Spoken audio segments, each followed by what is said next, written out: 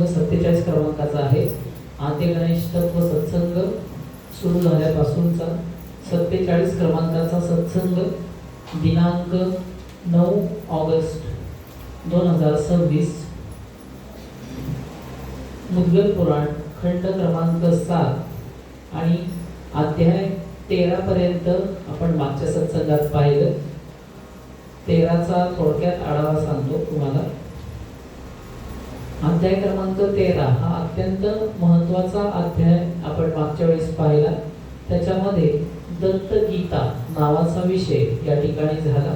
तर दत्तगीता ही कश्यप मुनींनी दिती आणि आदिती या दोघींना सांगताना ते दत्तगुरूंचं मुखातून आलेलं ज्ञान ते कथन करतात. त्यालाच दत्तगीता असं त्याच्यामध्ये वर्णन आहे.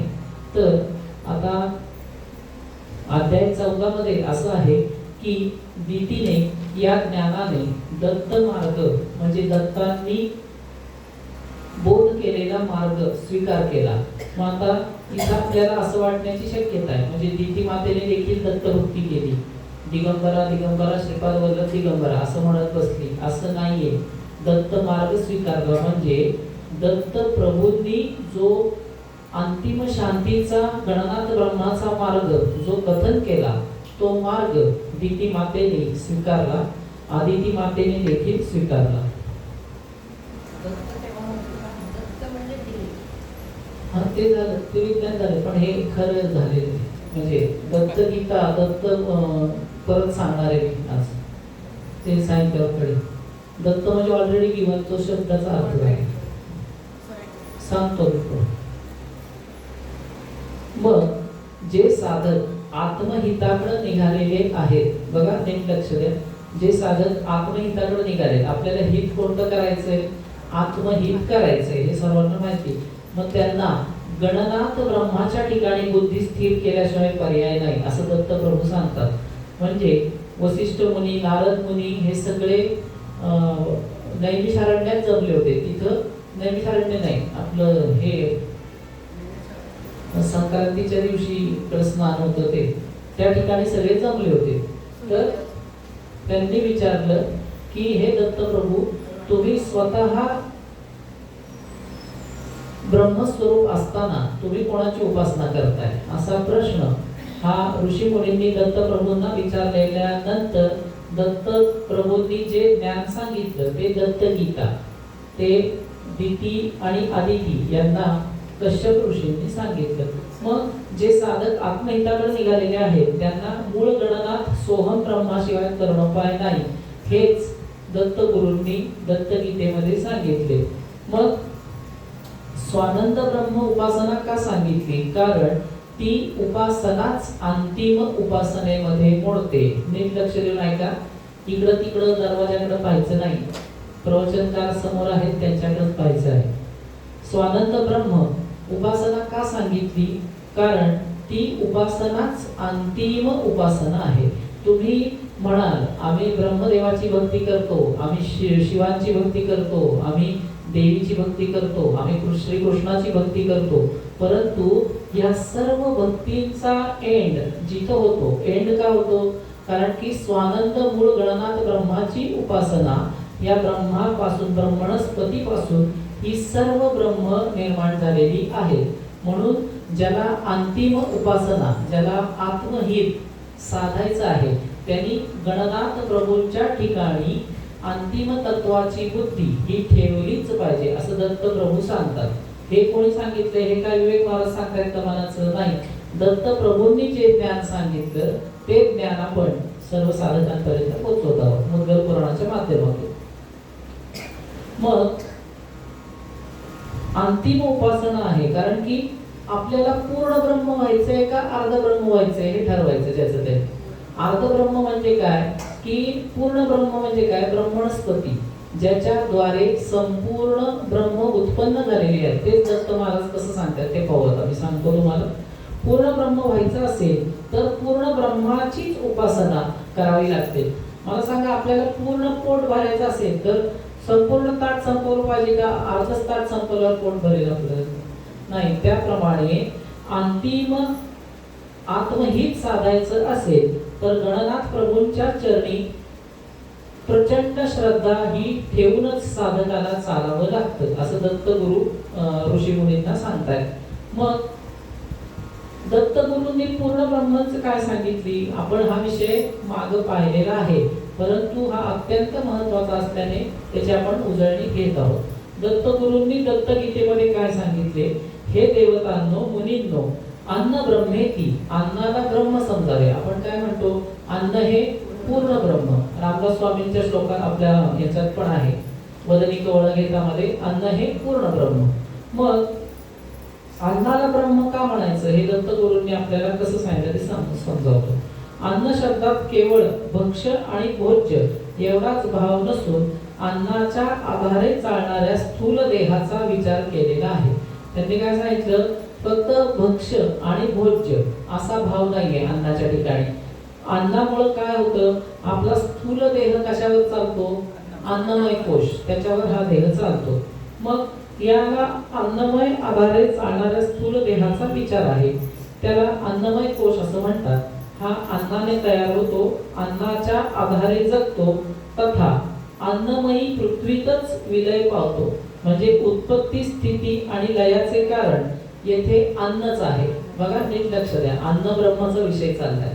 आता ऋषीमुनींनी असं दत्तगुरूंना विचारलं, आपणच साक्षात परमेश्वर आहात, तर आपण कोणाची उपासना करता. त्याच्यावर दत्तगुरूंचं दत्तगीतेचं हे ज्ञान.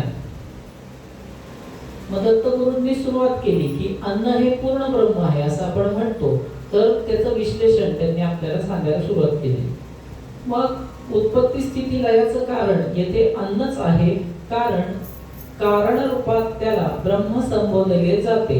मग या देहाच्या ठाई मोह निर्माण करणारी माया याचसाठी अन्नमयी म्हटली जाते. म्हणजे आता काय दिले, अन्नमय ब्रह्म असेल तर माया अन्नमयी आहे. म्हणजे मायेचं का महत्व आहे, म्हणजे आपल्याला परमहंसांनी शिकवलं भगवतीचं महत्व. तिला माया हे यांनी नाव दिलेलं आहे.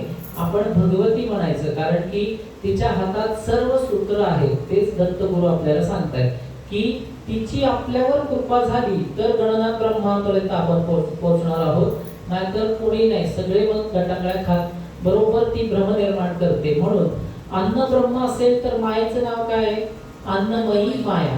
अन्नमयी माया म्हणजे काय, की अन्न खायला उद्युक्त करते. आपल्याला बघा वेगवेगळ्या चवी आवडतात, आमरस खा, भजी खा, पावभाजी खा किंवा काही खा, इतर XYZ काही आपल्याला जिभेला जे जे आवडतं ते निर्माण करणारी शक्ती ती अन्नमयी माया, ती अन्नमय ब्रह्माच्या बरोबर असतेच असं दत्तगुरूंनी सांगितलं. मग दुसरं ब्रह्म काय, प्राण ब्रह्म. प्राण हे ब्रह्म आहे असं आपण म्हणतो. म्हणजे आता माझ्यात प्राण आहे, तुमच्यात प्राण आहे, म्हणून तर आज तुम्ही चालत येऊन इथं बसलात. कोणी रिक्षेने आलं, कोणी गाडीने आलं, त्याला महत्व नाही. परंतु का आलं, तर शरीरामध्ये प्राण आहे. तो प्राण नसता तर काय, सगळ्यांची गुड नाईट, कोणी इथं आलं असतं का, नाही. मग प्राण हे ब्रह्म आहे असं दत्तगुरु सांगतात.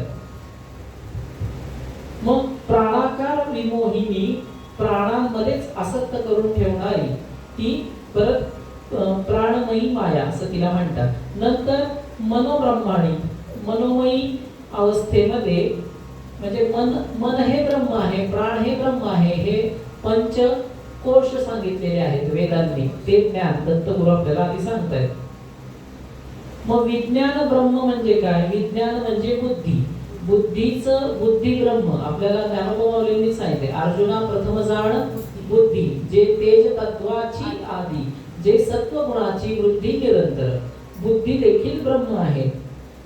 प्राणमय, मनोमय, विज्ञानमय, विज्ञान म्हणजे बुद्धी, आणि आनंदमय कोश अर्थात कारण देह, या सगळ्यांनाच ब्रह्म असं संबोधलेलं जातं.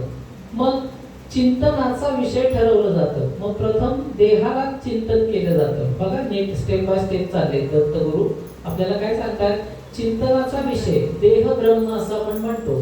पण हळूहळू साधकाला एकेका ब्रह्माचा त्याचा हे होतो, निराश होत जातो, आणि अंतिम गणनाथ ब्रह्माचा इथं कसा पोचतो असं दत्तगुरु ऋषीमुनींना सांगतात की आपण प्रथम देहालाच चिंतन करतो आणि देहालाच ब्रह्म म्हटलं जातं. मग चिंतनात असं लक्षात येतं की हा परिवर्तनीय आहे, नाशिवंत आहे. मला सांगा, लहानपणीचा फोटो आणि वृद्धपणीचा फोटो हा आपला सारखा दिसतो का? दोन फोटो आपले काढून ठेवा जवळ, तरुणपणीचा लहानपणीचा.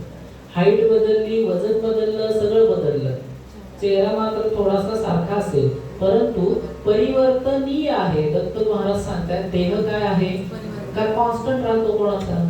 कोण म्हणेल नाही आम्ही 1.5 वर्षाचे होते तसंच दिसतोय आता, असं आहे का? कोणी का हात वर करा? नाही ना. मग ते वर्षी नाहीत ना.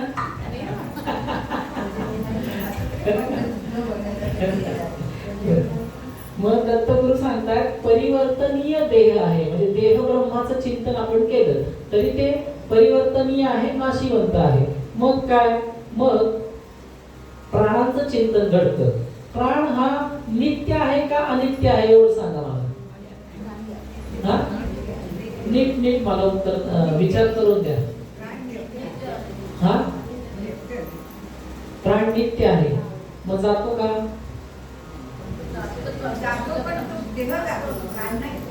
देह कुठे जातो? हो, पण देहातला प्राण हा अनित्य आहे, अमर नाही, अनित्य. का? कारण की देह सोडून प्राण जातोय, नित्य देहात नाही. म्हणून प्राण देखील देहात असलेला प्राण जातो, देहात असलेला प्राण जातो. देहामध्ये प्राण अनित्य, कायम स्वरूपी नाही राहत. मग प्राणाचं चिंतन घडलं की त्याचं देखील अनित्यत्व समजतं. मग हळूहळू मन आहे का नित्य? नाही. मन कसं आहे? चंचल आहे, ठीक आहे. त्याच्यानंतर बुद्धी आणि शेवटी आनंदमय कारण देह, हे सर्व शेवटी नित्य ब्रह्म नाहीत, असं साधक अंतिम टप्प्याला पोहोचतो. मला सांगा की आता आपण देहातला प्राण पाहतोय, तुम्ही विश्वात्मक प्राणाचा अर्थ नाही चालले. प्राणाचं अनित्यत्व सांगितले इथं की देहातून प्राण निघून जातो का देहात कॉन्स्टंट राहतो? नाही. मग देह ब्रह्म, प्राण ब्रह्म, देहातलं मन राहतं का? मेल्यावर कोणाचं मन दिसतं का कोणाला? असतानाच दिसत नाही तर मेल्यावर काय दिसतं? मनाची व्याख्या पण आपल्याला सांगून ठेवलेली आहे. कोण सांगेल मला मनाची व्याख्या? माताजींनी सांगितलेली आहे का लक्षात? श्वासातली चंचलता. बरोबर, श्वासातली चंचलता म्हणजे मन, ही व्याख्या बरोबर आहे. आता कोणी विचारलं मन कुठं राहतं तर त्याला नीट सांगता आलं पाहिजे. काही काय म्हणतात शास्त्रज्ञ, मन बुद्धी हे कशावरून तुम्ही आहात दाखवता? म्हणजे तुम्ही म्हणताय माझ्या मनात आलं, पण मन कुठे आहे देहात? शास्त्रज्ञांना सापडत नाही. त्यांनी डिसेक्शन सगळं केलं बॉडीचं, पण मन कुठंच मिळालं नाही. मग मन हे श्वासातील चंचलता, आपला जो नित्य श्वास वर खाली होतोय 21,600, त्याच्यातली जी चंचलता आहे ते म्हणजे मन. आणि म्हणूनच मेडिटेशनला बसल्यावर मन स्थिर होत नाही. मग ते मन स्थिर करण्यासाठी पहिला श्वासाचा अभ्यास शिकला पाहिजे. पहिला आपला श्वास स्थिर झाला पाहिजे, मग आपोआप मन स्थिर होतं, आपोआप कॉन्सन्ट्रेशन ऑफ माइंड होतं आणि आपोआप नित्य आत्मतत्वाचा प्रवास सुरू होतो. या सगळ्या एकमेकांवर अवलंबून गोष्टी आहेत. त्याच्यात थोडंसं डीप तुम्ही शिरलात तर ध्यान लागणं काही अवघड नाही. म्हणून ध्यान भल्या भल्यांना लागत नाही, पण ध्यानाने भल्या भल्यांचं भलं होतं महाराज, असं ते वाक्य आहे. ध्यानाची तुम्ही प्रॅक्टिस करा आणि मनाला आवर घाला. म्हणजे आवर घाला म्हणजे काय? त्याच्यावर हे जबरदस्ती केली की ते जास्त माकडाच्या पेक्षा जास्त हे मनोमार्गे गेला तो तेथेची मुकला, नरोपा माऊली हरिपाठी स्थिरावला तोची धन्य. मग मनाचं काय सांगितलंय? तळेकर काका उशीर का करताय? बस बस. मनाचं काय सांगितलंय?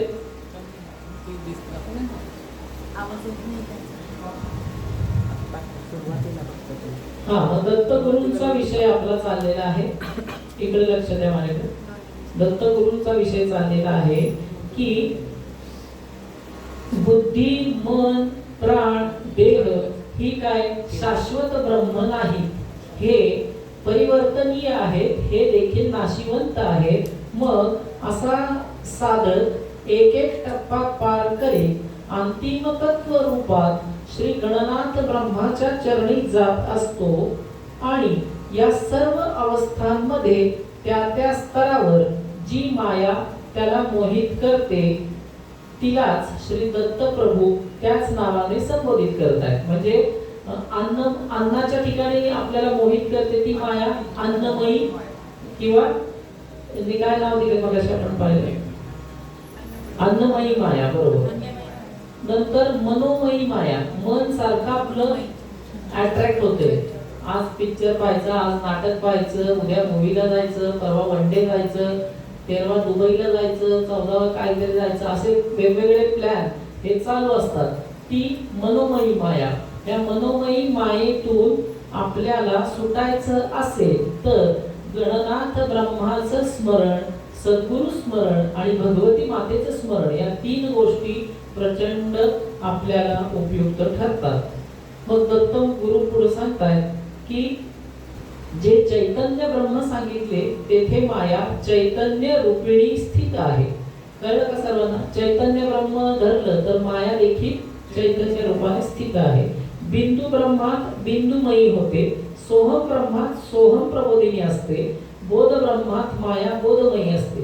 म्हणजे आपण सोहम बिंदू स्थित मोरया धरले तर त्यांची माया ही देखील सोहम प्रबोधिनी असते. म्हणजे मायेची ड्युटी तिथं बदलते सोहम ब्रह्मात. हे पुढचा विषय सर्वात. सोहम ब्रह्मात काय होतं, ही जी गतिरूपिणी माया आहे ती स्थिती रूपिणी होऊन आपल्याला सोहम ब्रह्माकडे जायला वाट सुकर करत जाते. तिलाच सोहम प्रबोधिनी म्हणजे आत्मबोध विरचित आपलं मोरयांचं नाव आहे त्याप्रमाणे सोहम प्रबोधिनी, सोहमचा बोध सुकर करणारी अशी ती भगवती माता. तिला सोहम ब्रह्मात सोहम प्रबोधिनी असं म्हटलं जातं. विदेह ब्रह्माच्या ठिकाणी माया विदेह रूपा असते. तेथे तिच्याद्वारे स्वतःच ब्रह्म समजणाऱ्यांना भ्रमित केलं जातं. काय सांगतात दत्त महाराज की जे विदेही आहेत किंवा आपण म्हणतो अवलिया, असे अवलिया म्हणजे आता काही खरे असतील पण काही सोंग आणणारे असतात. तिथंच ही माया त्यांना भ्रमित करते की तुम्ही स्वतः ईश्वर कोणी नाही असं जगाला ते बोध करतात.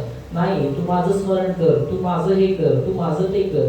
मग हे माझं करणारी माया ही त्या ठिकाणी भ्रमित करणारी माया असते आणि ते स्वतःलाच अंतिम तत्व समजून भ्रमात गटांगळ्या खातात. ही सोहम प्रबोधिनी मायेचे खेळ आहे हे सर्व. म्हणून आपल्याला जाणून घ्यायचंय, दत्तगीता का महत्वाची आहे. आपल्याला जसा मानवी देह मिळाला आहे, इथं आपण 40% पास झालो अध्यात्मासाठी, दुसरे 20% आपल्याला सदेह सद्गुरूची कृपा ही 20%, तिसरे 20% आपलं गणनाथ ब्रह्मांच्या ठिकाणी जेवढी आपली प्रचंड श्रद्धा, म्हणजे किती झाले 40 20 20 80 झाले.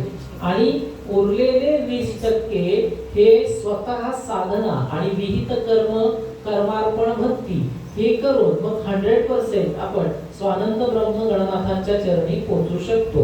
असं दत्त महाराजांनी मांडलेलं गणित आहे. ते काय सांगतात पुढे बघू आपण. मग असत ब्रह्म सद्ब्रह्म आपण 4 ब्रह्मांचे प्रकार पाहिले. मग त्या प्रत्येकांच्या ब्रह्माबरोबर जी जी माया असते तिला त्याच नावाने जाणलं जातं असं त्यांनी सांगितलं.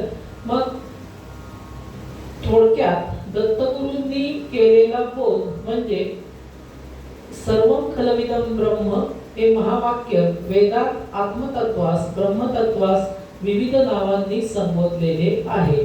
आणि या ब्रह्मांबरोबर जी शक्ती कार्यरूपिणी आहे तिला त्याच नावाने जाणावे असं दत्त गुरु या ऋषीमुनींना समजावून सांगताना म्हणतायत. मग दुसरा भाग त्याचा पाहताना दत्तगुरूंना काय सांगायचंय की त्यांना जो प्रश्न केला की तुम्ही प्रत्यक्ष ब्रह्मस्वरूप असताना तुम्ही कोणत्या देवतेची भक्ती करता किंवा तुम्ही कोणाला भजता, त्यावर दत्तगुरूंनी हे ज्ञान दिलंय. आणि थोडक्यात ते सांगायचं झाल्यास सर्वं खलविदं ब्रह्म वदता हे श्रुती सर्वं खलविदं ब्रह्म वदता हे श्रुती पाहता जग भिन्न नाही पाहता जग भिन्न नाही ब्रह्म सहज स्थिती ब्रह्म सहज स्थिती सर्वं खलविदं ब्रह्म वदता हे श्रुती धर्म अधर्म पाप पुण्य शब्दांची ख्याती ते काय सांगतायत धर्म अधर्म पाप पुण्य ही शब्दांचीच ख्याती आहे पण हे केव्हा जेव्हा आपण दत्तगुरु सांगतात त्याप्रमाणे एक एक ब्रह्माचा ऱ्हास करत अंतिम ब्रह्मापर्यंत पोचू त्यानंतरच हे आहे नाहीतर तुम्ही आता साधक असताना म्हणाल धर्म अधर्म तेवढीच सांगितलं परवा धर्म नाही ना अधर्म नाही जा बाहेर खा काय पण तसलं काय धर्म नाही आम्हाला परवा वेग महाराजांनी सांगितलंय धर्म अधर्म पाप पुण्य शब्दांचीच ख्याती पुढं काय सांगतात मुळी पाहता काही नाही अनिर्वाच्य स्थिती सर्वं खलविदं ब्रह्म वदता हे श्रुती हे जग आहे किंवा ही 14 ब्रह्मांड जी आहेत ही त्या ब्रह्मांड नायकांनी केवळ ब्रह्म सर्वत्र व्यापलेलं आहे बाकी काहीच नाही हे श्रुतींनी ज्ञान सांगितले असं दत्तगुरु सांगतात शेवटी काय वाचा मनासी मिठी पडली दत्ता निज शांती वाचा मनासी मिठी पडली दत्ता निज शांती बालावधूता ओवाळली बालावधूता ओवाळली मौनाची आरती सर्वं खलविदं ब्रह्म वदता हे श्रुती बालावधूत योगी म्हणून होऊन गेले त्यांचं हे पद आहे की त्यांनी काय सांगितलं सर्वं खलविदं ब्रह्म वदता हे श्रुती आणि शेवटी काय म्हणाले वाचा मनासी मिठी पडली म्हणजे वाचा मन जी काही इंद्रिय आहेत ती सर्वांची मिठी पडली आणि शेवटी काहीच शिल्लक न राहता केवळ मौनाची आरती ओवाळली गणनाथ ब्रह्मांना काय ओवाळलं तर मौनाची आरती म्हणजे साधक कसं सुरुवातीला जी मानस पूजा सद्गुरू सांगतात की आपल्याला ध्यान लागण्यासाठी मानस पूजा करा मग पुढं पुढं त्या मानस पूजेचा इतका कळस होतो की कोणाची मानस पूजा करायची ज्याची मानस पूजा करायची तेच आपण आहोत असं ज्याला अहंकार विरहित अवस्था येते नाहीतर म्हणायचं नाही सद्गुरूंनी एकच आहे कोणाची पूजा करायची तसं नाही हे दोन भाव वेगळे आहेत नीट लक्षात घ्या की अवस्था येणं वेगळं आणि अहंकार युक्त राहणं वेगळं ते अहंकार ईश्वराला सद्गुरूंना कळतो साधकाचा भाव हा प्रत्येकाचा भाव त्यांना कळत असतो मग इथं बालावधूत स्वामी काय म्हणतायत बालावधूता ओवाळली मौनाची आरती म्हणजे आता माझ्याकडे काहीच वर्णावाला शब्दच नाही म्हणून मौनाचीच आरती मी तुम्हाला ओवाळतो असं गणनाथ ब्रह्माच्या चरणी लीन होऊन दत्तगुरूंनी केलेला उपदेश आपण पाहत आहोत त्याच्यामध्ये पुढं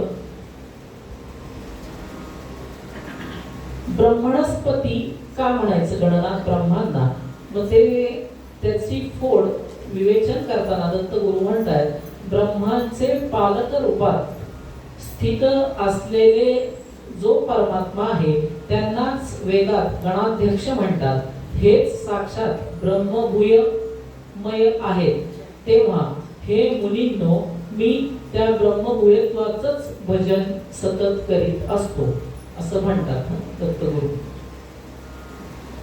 मग श्री वसिष्ठ मुनी दत्तगुरूंना प्रश्न विचारतात की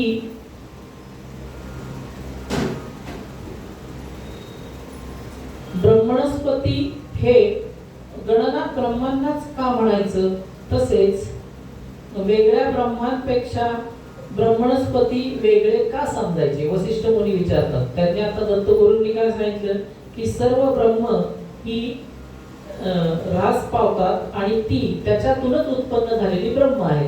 मग वसिष्ठ मुनींचा प्रश्न असा आहे की ब्रह्मणस्पती का म्हणायचं आणि गणना ब्रह्मांना एकटं ब्रह्म का म्हणायचं.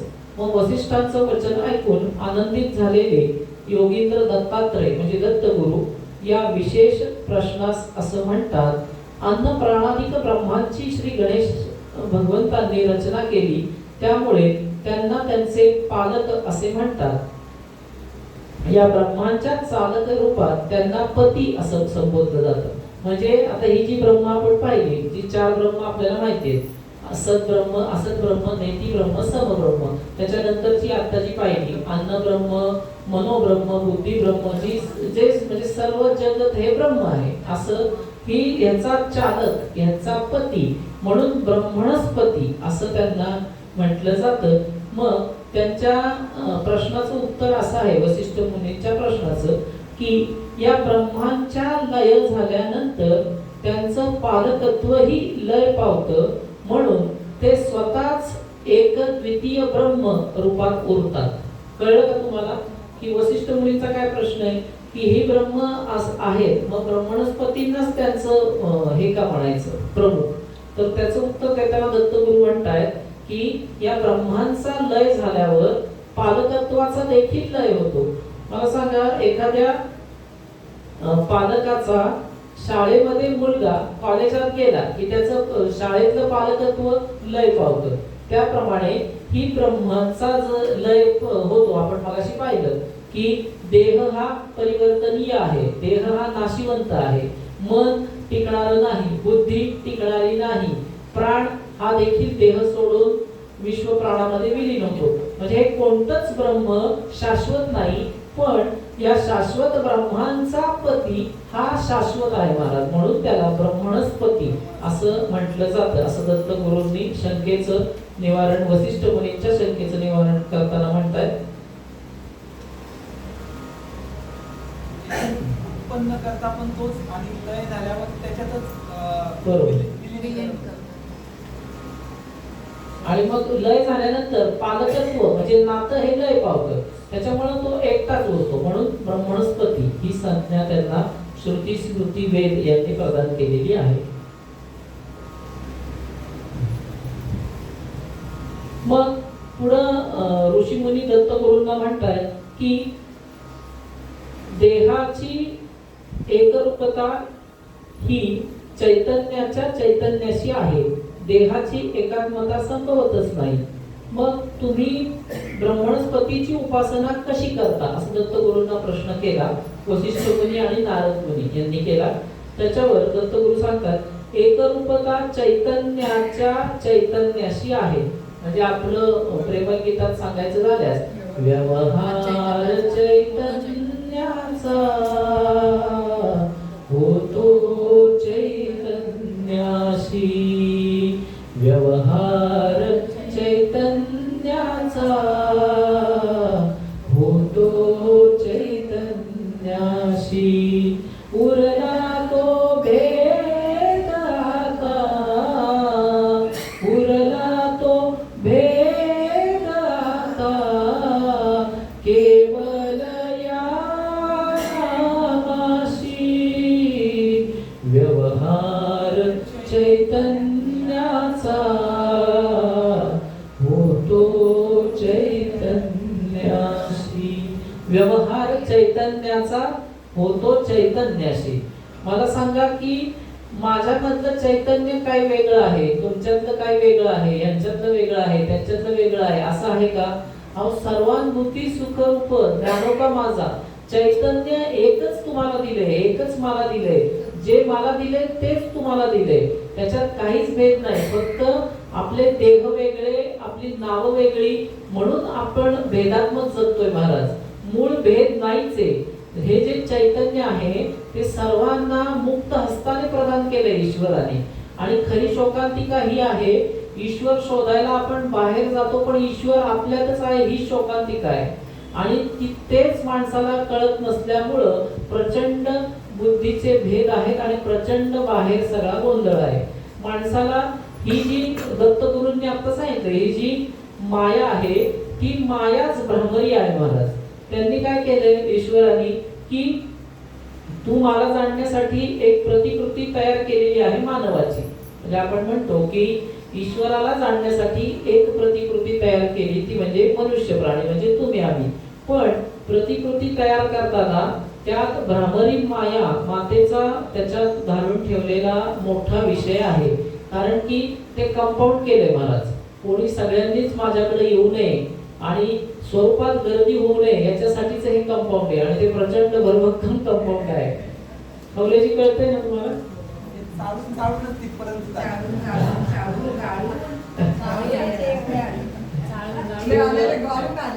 ते कंपाऊंड ओलांडूनच एवढे इथे आले. पण ते सोपं नाही कंपाऊंड. ईश्वराने घातलेलं मायेचं विसर्जन आहे. मायाचं हे आहे. त्याच्यामुळेच तर आपल्या परमहंसांनी युक्ती सांगितली, हे भगवती ही प्रार्थना करायची. प्रत्येक कर्म भगवती मातेला स्मरून करायचे. आणि तिचं कंपाऊंड आपण म्हणतो, पण तिचा रोल पण प्रचंड आहे आपल्या जीवनात. कारण की माया माया केला आपण तर ती भ्रामरी आहे म्हणून माया आहे, पण देह चालवण्यासाठी तीच उपयुक्त आहे माया. देहामध्ये काही बिघाड झाला तर ही कुंडलिनी शक्तीची प्रार्थना तुम्ही करा. कोणाला काही हातचं वाटलं, कोणाला काही चेहऱ्याचं वाटलं, कोणाला हाताचं वाटलं, कोणाला पायाचं वाटलं, तर हिला भ्रामरी म्हणू नका, हिला भगवती म्हणा. म्हणजेच ती गणनाथ ब्रह्मांकडून तुमचं त्यांचं कॉन्टॅक्ट करून देणारी हीच आहे, दुसरं कोणी नाही जगात. नंतर तुम्ही म्हणाल नाही आम्ही मायेत अडकणार नाही, मग ती तुमच्यावर असं काही कंपाऊंड घालेल की परत तुम्हाला 80 जन्म मायेतच अडकावं लागेल. त्याच्यामुळं तिच्या नादी लागायचं नाही, कारण की गणनाथ ब्रह्मांनी केलेलं ते हे आहे. त्याच्यामुळं त्याला प्रचंड शरण राहायचे.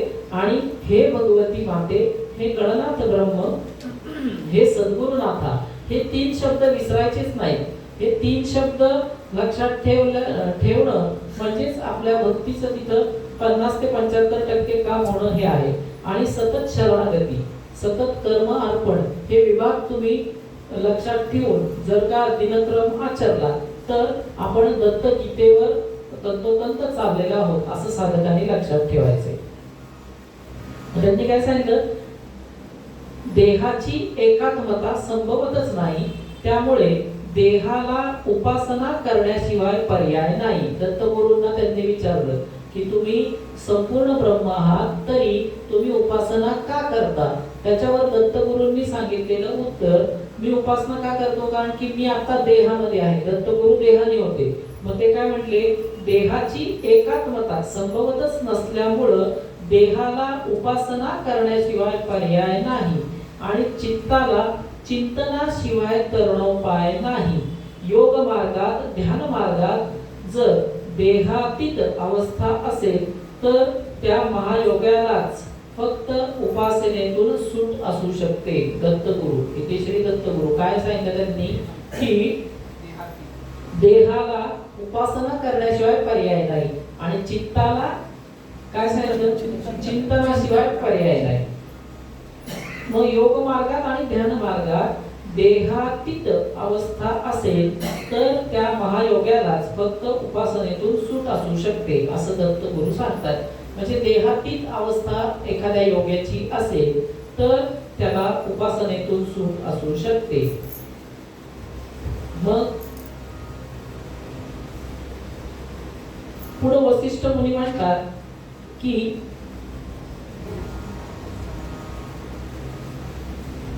दत्तगुरूंचं उत्तर आहे, देह आहे तर कर्म घडतच राहणार आहे.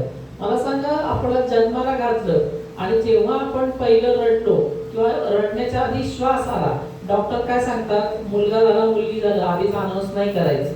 त्याला असं धरतात आणि पाण्याचा सपका त्याच्या तोंडावर मारल्यावर त्यांनी पहिला श्वास त्याचा नाग नावाच्या उपप्राणाशी इथं जातो, मुलाधारच्या कराशी, आणि तिथून संग होऊन पहिल्यांदा श्वास वर येतो. तो 21,000 श्वासेतला पहिला. म्हणजे उद्घाटन, आपल्या जन्माचं उद्घाटन. आणि तो श्वास वर आल्यावर मग बाळ पाणी मारल्यावर क्या क्या आवाज सुरू करतं. ते ओपनिंग म्हणजेच कर्म.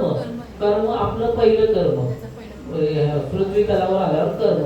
मग खाण्याच्या ऐवजी आधी रडण्यापासून म्हणजे श्वास घेण्यापासून जे कर्म सुरू होतं ते अंतिम श्वासापर्यंत कर्म चालतच राहणार आहे. दत्तगुरु काय सांगतात नीट लक्षात घ्या. तर देह आहे तर कर्म घडतच राहणार आहे. म्हणजे कर्मातून तुम्हाला कोणतीच सुटका नाही. कर्म काय, श्वास घेणं हेच कर्म आहे महाराज म्हटलं, बाकीची कर्म तर आहेतच. मग कर्मातून सुटका आहे का? तुम्ही म्हणाल नाही, आम्ही बराच वेळ ध्यानाला कुंभक करून 3 तास बसतो. असा बसेल का कोणी? आपोआप शक्तीकडून झालं तर 3 तास नाही, पण शक्ती जेवढा करेल तेवढा कुंभक होतो. परंतु श्वास घेणं, ध्यानाला बसलं तरी श्वास चालूच असतो, फक्त कुंभक अवस्था होऊ शकते ईश्वरीय आणि कुंडलिनी मातेच्या कृपेत. तर देह आहे तर कर्म घडतच राहणार. तद्वत देह आहे तोवर हे भजनही आपोआप चालते असं दत्तगुरु वसिष्ठांना सांगतात की मी देहाने इथं आलोय ना तर गणनाथ ब्रह्माचं भजन माझं हे चालतच राहणार आहे. कारण की नॅचरली देह आहे तर कर्म घडतच आहे. म्हणून देह आहे तोवर भजनही आपोआप चालत राहतं. मग हा पण साधकाचा देह धर्मच आहे. दत्तगुरु छान सांगतात, काय म्हणतात, साधकाचा देह धर्म श्वास घेणे नाही तर त्या श्वासात नाम चालणे हा साधकाचा देह धर्म आहे. दत्तगुरूंनी सांगितलेलं ज्ञान. मग उपासना ही अशीच स्वभाव व्हावी, ती करावी लागू नये, ती घडत राहावी. बघा आपण काय करतो, माझी उपासना व्हावी, माझं ध्यान व्हावं, माझा जप व्हावा, माझं हे व्हावं, माझं ते व्हावं, म्हणजे आध्यात्मिक सांगतोय, व्यावहारिक नाही. माझी उपासना व्हावी. इथं उपासना व्हावी पेक्षा उपासना घडत राहावी. दत्तगुरु सांगतात उपासना व्हावी, करून घ्या तो भाग आहे, पण ती घडत राहावी. आपणच करून घेणार आहे पण ती घडत राहावी अशी प्रार्थना करा. ती करावी लागू नये, ती घडत राहावी. म्हणजेच काय, अजपाजप व्यावहारिक कर्मात असेल तर अजपाजप श्वासावर बीज मंत्र हा चाललाच पाहिजे. ज्याचा चालत नाही त्याची व्यावहारिक बुद्धी प्रचंड जागी आहे, त्याचा द्वैत भाव जागा आहे, त्याचं व्यवहारामध्ये ब्रह्म पाहतोय आणि ब्रह्मात व्यवहार पाहतोय, हे लक्षात घ्यायचे. नीट लक्षात घ्या. व्यवहारामध्ये ब्रह्म पाहणं चांगलं का ब्रह्मामध्ये व्यवहार पाहायचा? आपल्याला ब्रह्मामध्ये व्यवहार पाहायचा. उलट सांगताय, व्यवहारात ब्रह्म पाहिजे आपल्याला का ब्रह्मात व्यवहार बघायचा? नीट लक्षात घ्या. शब्दांचं हे नका म्हणजे गोंधळून नका जाऊ, नीट विचार करा. गोस्वामी मावशी तुमचं काय मत आहे, व्यवहारात ब्रह्म का ब्रह्मात व्यवहार? नीट मला उत्तर द्यायचं. व्यवहारामध्ये ब्रह्म, बरोबर बरोबर. व्यवहारात ब्रह्म पाहणे म्हणजे काय, आपण नित्य कर्म आपल्याला चुकलेली नाहीत. आता आपण पाहिलं की श्वास आला, आपल्याला श्वास घेण्यापासून कर्म चालू आहे. मग कोणाला बँकेत नोकरी आहे, कोण ड्रायव्हिंग करतंय, कोणाला इतर अनेक जॉब आहेत, कोणी कॉलेजला जाते, कोणी शाळेला जाते, कोण काय करते, म्हणजे प्रत्येकाचं हे वेगळं आहे. कर्माचं काय ते कर्माचं स्वरूप वेगळं आहे. मग या कर्माच्या स्वरूपातच आपण काय म्हटलं, व्यवहारात ब्रह्म पाहिजे. हे कर्म करणे म्हणजे व्यवहार आहे आणि त्याच्यात ब्रह्म पाहिजे म्हणजे काय. तुम्हाला असं सांगितलं का कॉलेजला जाऊन ध्यानाला बसा, बँकेत जाऊन ध्यानाला बसा. आता आमची कॉलेज ऑफिसला गेले तर तिथं त्यांचं काय थंब किंवा साईन असेल ते करून त्यांचे तिथं ध्यानाला बसले तर चालणार आहे का? नाही. मग व्यवहारात ब्रह्म पाहिजे म्हणजे आपलं सतत अनुसंधान हे पाहिजे वर, सतत अनुसंधान वर पाहिजे. सतत श्री गुरूंच्या पवित्र मुखातून आलेलं नाम आपल्या श्वासात या ठिकाणी अर्पण झालं पाहिजे. याला म्हणतात व्यवहारात ब्रह्म. म्हणजे काय, सोहम माझे नाव ब्रह्मपुरी आलो, ब्रह्मपुरी आलो. सोहम माझे नाव ब्रह्मपुरी आलो, ब्रह्मपुरी आलो.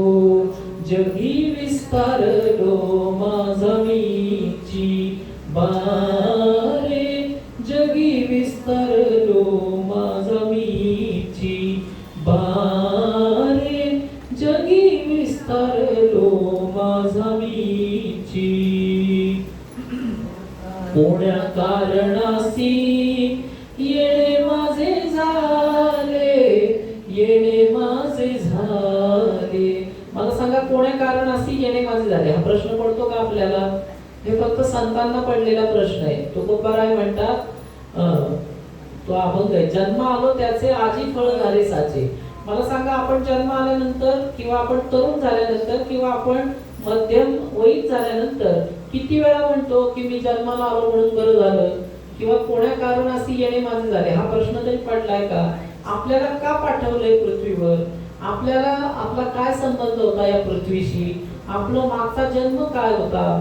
किंवा आपण याच नातेवाईकांच्यात का आलो, किंवा आपण याच घराण्यात का आलो, असा विचार कोण करतं का? हे चिंतन जेव्हा आपलं दृढ होईल तेव्हा या चिंतनातून एक एक ब्रह्माचा ऱ्हास होऊन आपल्याला गणना ब्रह्मापर्यंत पोहोचण्याची ही प्रक्रिया आहे महाराज. याच्यासाठी केवळ ध्यान, केवळ जप असं उपयोगी नाही, ड्रिलची साधना उपयोगी नाही.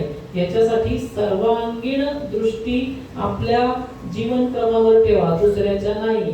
नाहीतर दुसऱ्याची खिडकी टोकव ना, याचं काय चाललंय बघा जीवन क्रम, असं सांगितलंय का दत्तगीतेत?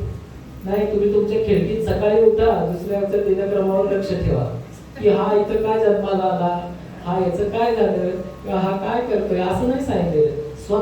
स्वतःवर लक्ष केंद्रित करा. जेव्हा आत्मकेंद्रित होऊ तेव्हाच आपण विश्व केंद्रित होणार आहोत महाराज. कारण पिंडी ते ब्रह्मांडी या ईश्वराचं सगळी सत्ता आहे महाराज, की त्यांनी पिंडात तोच प्राण घातलाय जो ब्रह्मांडात आहे व्यापक रूपाने. पिंडात त्यांनी आत्मचैतन्य रूपाने देहात घातलेला आहे. मग आपल्याला एवढंच जाणायचंय की आत्मचैतन्य रूपी देहातला प्राण ब्रह्म किंवा आत्मचैतन्य रूपी ज्योत हीच विश्व चैतन्यात आपल्याला विलीन करायची आहे. आणि ती विलीन करण्यासाठीचा हा खटाटोप आहे महाराज. मी प्रत्येक वेळी सांगतो, आपला टाइमपास होत नाही म्हणून आपण इथे येऊन बसतो का?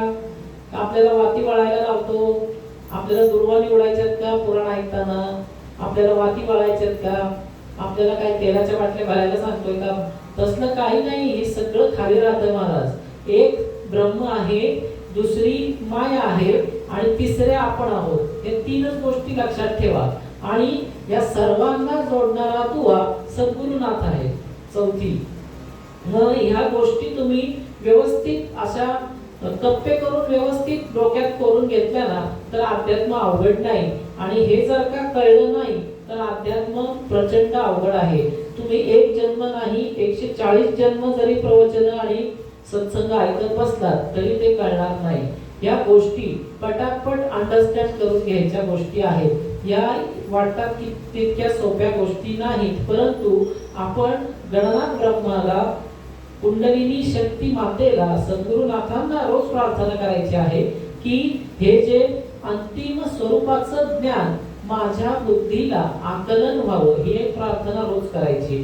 त्याच्यामुळे काय होईल की अवघड शब्द किंवा अवघड जे विषय वाटतायत ते आपल्या बुद्धीत आकलन होऊन आपोआप आपल्याला तिथपर्यंत जाण्याचं मार्ग हे सद्गुरुनाथ दाखवतील, गणनाथ ब्रह्म दाखवेल, कुंडलिनी माता दाखवेल. मग विषय असा चाललाय की देह आहे तोवर कर्म घडतच राहणार आहे, देह आहे तोवर भजनही चालत राहणार आहे. मग उपासना स्वभाव व्हावी, ती करावी लागू नये, ती घडत राहावी असं दत्तगुरु या ऋषी मुनींना सांगून त्यांना एक एक त्यांच्या प्रश्नाला उत्तर देऊन त्यांना अंतिम गणनाथ ब्रह्माची भक्ती कशी सुकर आहे हे सांगून या ठिकाणी अध्याय क्रमांक 15 हा समाप्त झाला. आता अध्याय क्रमांक 16. अध्याय क्रमांक 16 म्हणजे 7वा खंड जो आपला चाललेला होता विघ्नराज चरित्र, त्यातला शेवटचा अध्याय आहे. हे विघ्नराज 7वा खंड छोटा आहे, 16 अध्यायच होता. मग पुढच्या सत्संगात आपला 8वा खंड सुरू होणार आहे. आता मुद्गल पुराणाचे 2च खंड राहिलेले आहेत, 8वा आणि 9वा. मग याच्यानंतर कोणता ग्रंथ असा प्रश्न प्रत्येकाला पडतो आणि मलाही विचारतात. तर आपल्याला गणनाथ ब्रह्मांनी, सद्गुरुनाथांनी आणि आद्याशक्तीच्या आज्ञेनुसार, सूचनेनुसार आपल्याला गणेश गीता हा पुढचा ग्रंथ सुरू करायचा आहे मुद्गल पुराणानंतर. तुम्हाला पहिला हाच विचारणार होतो का माहिती का, मला गणगीता वाचलं गणेश गीता ही वरंड राजाने सांगितली वरंड राजा. मी आता याच्यामध्ये हाच प्रश्न विचारतो. गणेश गीता म्हणजे काय नाही, आपली भगवद्गीतेच हे आहे, दुसरं काही नाही. पण ते पण सुंदर आहे, ते पण खूप. गणनाथ ब्रह्मांनी वरण्य राजाला सांगितलं, ज्याप्रमाणे श्रीकृष्णाने अर्जुनाला सांगितलेलं ज्ञान त्याप्रमाणेच गणेश गीता ही आहे. आता 7व्या खंडातला 16वा अध्याय पण महत्वाचा आहे, तो मी सांगतो तुम्हाला. 16वा अध्यायाचं हे आहे चरित्र महात्म्य वर्णन. म्हणजे हा खंड जो ऐकतो किंवा जो वाचतो त्याला काय प्रदान होतं हे नंतर आहे. दुसरा महत्वाचा भाग आपल्या साधकाच्या दृष्टीने आहे, तो पहिल्यांदा सांगतो. मग अशाच रीतीने दुसरीकडे देवतांचा पक्ष सोडून देवी आदिती आणि असुरांचा पक्ष सोडून देवी दिती या कश्यपांसह विनायकाची भक्ती करू लागल्या. मग दैवी प्रकृतीचा त्याग करून मृण्मयी मूर्तीस्थ विनायकाची आलंबन रूपात उपासना करून योग भावाने भक्तीने त्यांना प्रेमपूर्वक भजू लागल्या. कश्यपांनी दिलेल्या उपदेशाप्रमाणे दोघीही विनायकाच्या भक्तीमध्ये रममाण झाल्या. मग इथं दक्षाने मुद्गलांना विचारलेला प्रश्न आहे, तो आपल्या साधकांसाठी महत्वाचा आहे. तर त्यांनी काय विचारलं दक्ष राजाने की दिती म्हणजे राक्षस मातेने राक्षसी वृत्ती सोडली, तशी देवमाता आदितीने दैवी वृत्ती सोडल्याचाही येथे उल्लेख आहे. मग दक्ष म्हणतो दैवी वृत्ती का सोडली? तुम्हाला एक प्रश्न पडला असेल की ह्यांनी काय सांगितलं की दितीनी आसुरी वृत्ती सोडली आणि आदितीने दैवी वृत्ती सोडली आणि गणनाथ ब्रह्मांची उपासना करू लागली. मग दक्ष म्हणतात आसुरी वृत्ती सोडणं ठीक आहे, पण दैवी वृत्ती सोडणं हा उल्लेख काय त्याचं तुम्हाला सांगतो. राक्षसी वृत्तीच नव्हे तर दैवी वृत्तीचाही त्याग आवश्यक आहे. म्हणजे काय ते सांगतो. कारण एक मार्ग स्वीकारण्यात दुसरा नाकारणे हे द्वैत आहे. म्हणजे काय, आपण एक मार्ग स्वीकारला आणि दुसऱ्याला नकार देतोय तर हे द्वैत आहे. आणि द्वैतात गणनाथ ब्रह्म नाहीच आहे. अद्वैत झाल्यानंतर गणनाथ ब्रह्माची प्राप्ती आहे, नीट लक्षात घ्या. द्वैतासह गणनाथ कृपा असंभव आहे, त्यामुळे दोघींनाही दोन्ही वृत्ती सोडाव्या लागल्या. मग दैवी वृत्तीचं सांगताना मुद्गल ऋषी सांगतायत दैवी वृत्ती म्हणजे काय, तिची दैवी वृत्ती होती म्हणजे देवांसाठी ती करत होती, पण त्याच्यात ममत्व होतं महाराज की देवांचा विजय व्हावा, देवांना राज्य मिळावं, देवांना हे मिळावं. मग हे ममत्व वृत्तीच्या ठाई असणारी ममता सोडली की मग गणनाथ ब्रह्माची प्राप्ती सोपी आहे महाराज. मग ममत्व काय, ममत्व म्हणजे तुम्ही सांगा की आपण गणपतींना म्हणजे गणनाथ ब्रह्माला की नवस केला की माझं हे व्हावं, माझं ते व्हावं. मग ही काय झाली, सकाम उपासना झाली. मग ही आणि आपण काय म्हणतो आमचे साधक नसतील आता एवढं करत, तो बाकीच्यांना सांगतो की आम्ही देवदेव केला, आम्ही अध्यात्म केलं.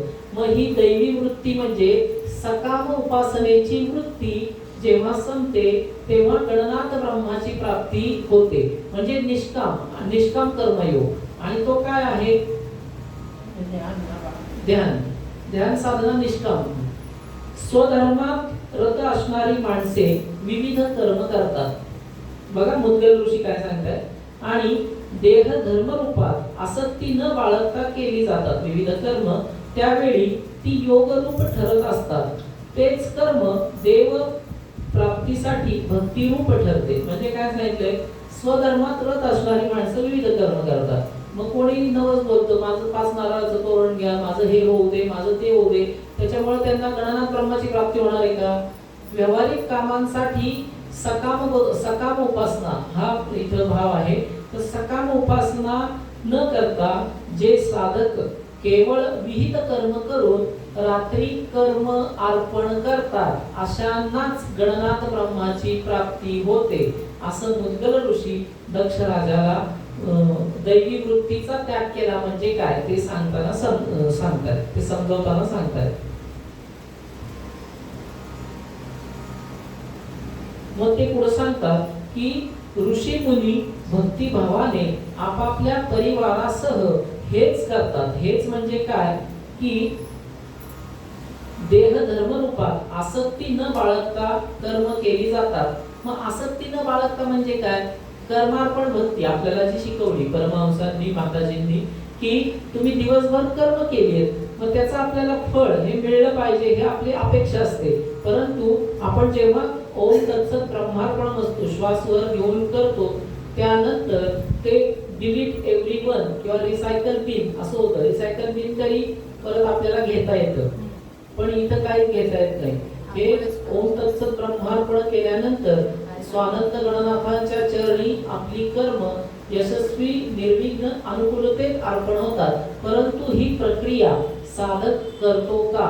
दिवसातून 5 वेळा आपल्याला कर्मार्पण सांगितलेलं आहे. मला सांगायचं कोण कोण किती वेळा कर्मार्पण करतं दिवसामध्ये?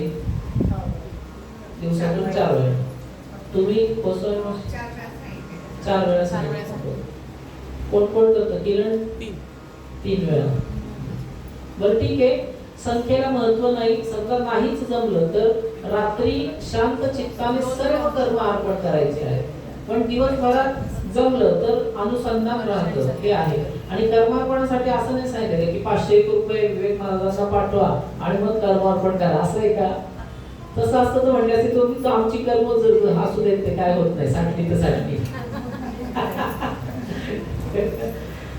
आपल्याला काय झालंय, सगळं फ्री आणि फुकट दिलंय ईश्वराने.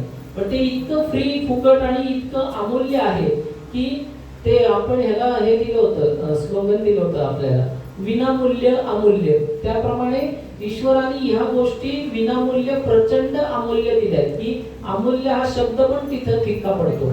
प्रचंड ईश्वराची कृपा आहे महाराज. आपल्याला फक्त ते साधायचंय, आपल्याला ते करायचंय. पण तेच आमच्याच्याने होत नाही. काय काय आम्हाला सांगतात, आता तुम्ही नाही काय काय करून भेटतात, पण महाराज कर्मार्पण सांगितलं, माताजींची प्रवचने ऐकली 14-15 वर्ष. पण ते काय होतं, सकाळी उठलं की चहा प्याला की खारीचा स्वाद इतका सुंदर येतो की बाकीच्या गोष्टीच आठवत नाही. मग खारी खाल्ली की नंतर विचारलं होते पोहे करणारे का, उपीट करणारे का. मग त्याच्यात बुद्धी इतकी गुंतत जाते की कर्म आणि अर्पण हे 2 शब्दच विसरून जातात. आणि मग सत्संगात येऊन ऐकल्यावर मग लक्षात येतं, हा आपली महिन्याभराची कर्म राहिली बरं का. मी त्यांना म्हटलं काय नाही, तुम्ही 1 वर्षाने कर्म अर्पण करत जा. असं केलं तर चालेल का?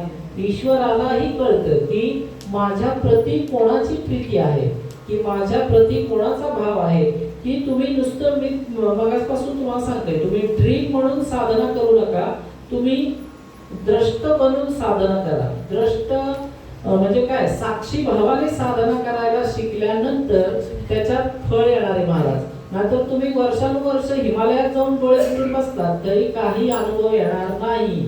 तुम्ही तुमच्या सिटीच्या 500 स्क्वेअर फूट 1000 स्क्वेअर फूट जे काही घर असेल त्याच्यामध्ये आसन घालून मस्तपैकी ध्यान सुंदर लावा ना. तुम्हाला कुठे हिमालयात रोज जायला सांगितले? रोज तुम्हाला सांगितलं काय हिमालयाची गाडी पकडा हरिद्वारची, दिल्लीची गाडी पकडा हरिद्वारला जा, असं सांगतोय का मी? अहो जिथं आहात तिथं ठाईच बैसोनी करा एक चित्त, आवडी आनंद आळवावा. केवढ्या गोष्टी सांगितल्यात महाराज. आणि प्रमुख शोकांती काही आहे मगाशी सांगितलं की आपल्यातच दडलंय महाराज, पण आपल्याला माहिती नाही. आपल्यातच केवढं चैतन्याचा खजिना आहे. एक एक साधक इथं तयार केला ना तर तो प्रति विश्व निर्माण करेल एवढी ताकद आहे प्रत्येकात. आणि ती प्रत्येक सामान्य माणसात आहे. साधक आणि सामान्य माणूस यातला फरक काय? सद्गुरू कानामध्ये मंत्र प्रोक्षण करून निद्रिस्त कुंडलिनी जागृत करतात आणि सामान्यात कुंडलिनी जागृत नसते. कुंडलिनी ही निद्रिस्तच असते. कालच एका ठिकाणी जाण्याचा योग आला, तिथं मला कळलं की एकाने दुसऱ्याला प्रश्न केला. मी साक्षी भावाने ऐकत होतो, मी नाही काय भाग घेतला. ते म्हटलं की कुंडलिनीचं ज्ञान ते आहे वाटतं, म्हणजे ते आहे या जगामध्ये.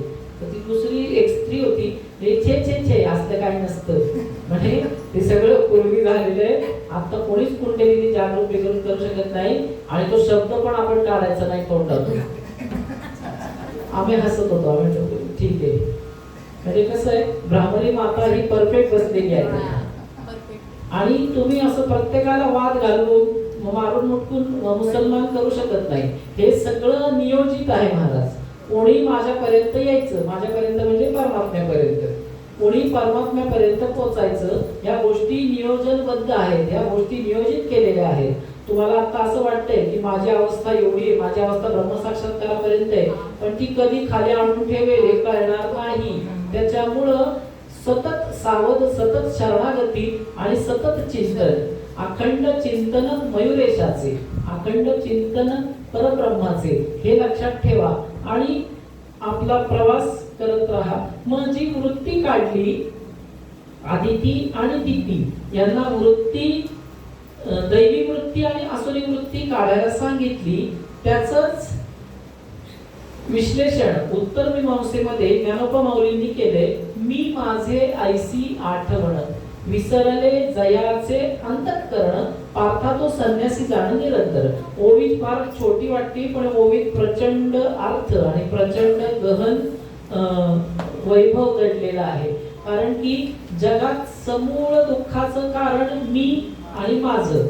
मला सांगा, शेजारच्या घरात एखादी व्यक्ती मृत पावली तर आपल्याला दुःख होत नाही, आपण फक्त दाखवतो नाही नाही ते गेले, आपण 1-2 मिनिटं सर्वांनी शांतता पाळली पाहिजे, हे झालं पाहिजे, ते झालं पाहिजे.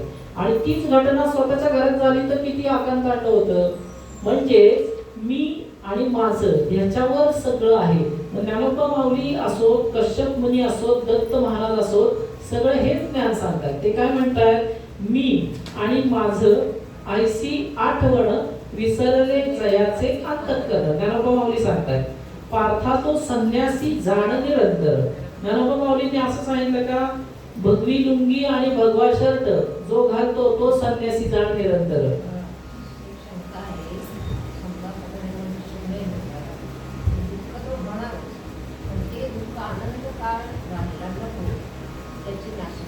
बरोबर, माताजींनी सांगितलं ते बरोबर आहे. पण आता आपला विषय काय चाललाय की शेजारच्या घरात एखादी व्यक्ती मृत पावली तर तितकं दुःख आपल्याला होत नाही, तितकं दुःखाचा आवेग आपल्याला येत नाही. परंतु तीच घटना स्वतःच्या घरात झाली तर मात्र प्रचंड का, कारण की मी आणि माझं. ह्याचं विश्लेषण सांगतो तुम्हाला 2 मिनिट की